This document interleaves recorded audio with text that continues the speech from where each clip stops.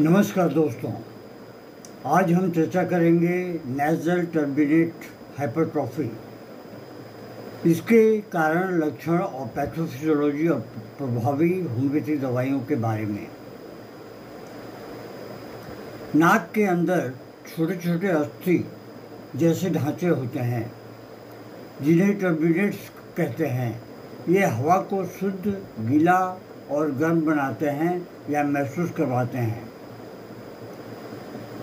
जब भी ये टर्बिनेट्स सूज जाते हैं और बड़े बड़े हो जाते हैं तो इसे टर्बिनेट हाइपरट्रॉफी कहा जाता है। इससे नाक बंद होना, सांस लेने में कठिनाई और बार बार साइनस की समस्या पैदा हो सकती है। कारण: एलर्जिक राइनाइटिस, बार बार होने वाले साइनस इन्फेक्शन, नाक की हड्डी टेढ़ी हो जाना, डीएनएस, धूल धुआं प्रदूषण का असर, हार्मोनल बदलाव, इसके कारण ये हो सकते हैं। सबसे आम कारण है एलर्जी, बार बार होने वाले इन्फेक्शन, टेढ़ा सेप्टम और धूल धुएं का लगातार असर। पैथोफिजियोलॉजी क्या है? रोग प्रक्रिया: बार बार की एलर्जी या संक्रमण से टर्बिनेट्स की म्यूकोसा पर सूजन आ जाती है। धीरे धीरे हाइपरट्रॉफी हो जाती है, यानी टिश्यू जो है वो मोटे हो जाते हैं। इससे हवा का रास्ता सकरा हो जाता है और रोगी को नाक से सांस लेने में काफ़ी दिक्कत और परेशानियों का सामना करना पड़ता है। लक्षण: क्या क्या लक्षण पैदा होते हैं? लगातार नाक का बंद रहना, नाक से सांस लेने में कठिनाई, मुंह से सांस लेना व खर्राटे लेना, ये लक्षण इसमें पैदा होते हैं। इसके साथ ही सिर दर्द, गंध पहचानने की क्षमता जो है वो कम हो जाना, ये इसके मुख्य लक्षण हैं।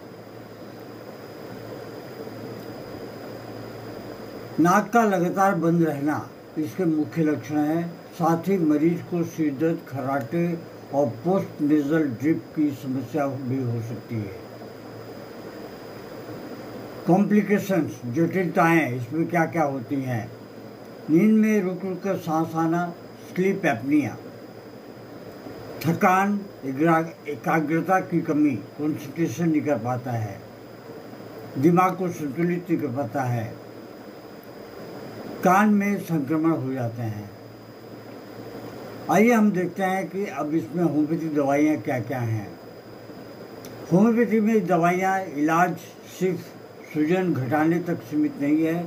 यहाँ रोगी की पूरी प्रकृति, कारण और सांस के लक्षण देखकर दवा दी जाती है, जिससे रोग जड़ से ठीक हो सके और बार बार की समस्या ना हो। शारीरिक बनावट और मानसिक लक्षणों के ऊपर में आधारित होती है।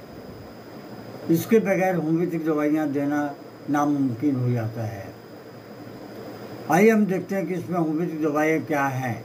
प्रमुख दवाइयाँ के बारे में ही हमसे बात करेंगे, जैसे कि नक्स भूमिका, धूल धुएं से नाक बंद होना, रात को ज़्यादा तकलीफ होना, यानी कि नक्स भूमिका का रोगी रात में लक्षण जो है इसके जो है बढ़ जाते हैं।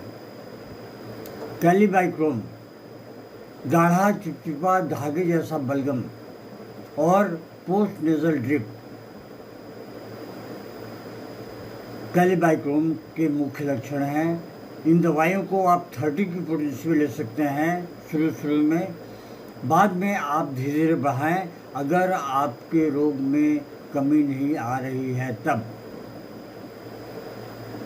सैंगुइनेरिया कैंडेनेसिस, दाहिनी ओर नाक की ब्लॉकेज और सिर दर्द, दाहिनी तरफ में नाक, सिर दर्द और नाक का बंद हो जाना। आर्सेनिक एल्बम, जलन वाली नाक से पानी गिरता है नाक से और नाक में जलन भी होती है काफ़ी ज़्यादा। बेचैनी, रात को 12 बजे के बाद में लक्षण का बढ़ जाना। याद रखें, रात के लक्षण का बढ़ने में आर्सेनिक एल्बम बहुत ही उपयोगी सिद्ध होती है। साइलिसिया, बार बार सर्दी जुकाम, क्रॉनिक साइनस की समस्या अगर आती है तो साइलिसिया को 30 की पोटेंसी में 2 बूंद आधे कप पानी में डालकर दिन में 2 से 3 बार दें, या फिर 30 की पोटेंसी में 2 बूंद आधे लीटर पानी में डालकर उसे 50 बार स्ट्रोक करें। स्ट्रोक देने के बाद में उसी पानी को घूट घूट करके दिन में 4 बार 5 बार लेते रहें। याद रखें, सिर्फ 2 बूंद होनी चाहिए आधे लीटर पानी में, और उसे 50 से कम स्ट्रोक न दें, 50 से ज़्यादा स्ट्रोक दें। लिम्ना माइनर नेज़ल पॉलिप और टर्बिनेट्स हाइपरट्रोफी में बहुत ही असरदार दवा है। नाक बंद, गंध का ना आना, नमी वाले मौसम में तकलीफ का बढ़ जाना, नमी वाले मौसम में तकलीफ का बढ़ जाना, लिम्ना माइनर बहुत ही अच्छी दवा है। सामान्य सावधानियाँ क्या क्या बरतनी चाहिए? दवाई तो ले रहे हैं आप, लेकिन इसमें सावधानी क्या क्या होनी चाहिए? धूल, धुआं और परफ्यूम जैसी चीज़ों से बचें। दिन में 1-2 बार भाप जो है लेते रहें। पर्याप्त पानी पिएं और संतुलित आहार लें। इम्यूनिटी को मजबूत बनाएं। इम्यूनिटी को मजबूत कैसे बनाएंगे? आप हरी सब्जियां खाएं, अच्छे भोजन खाएं, बाहर के तेल मसाले वाली चीज़ें ना खाएं।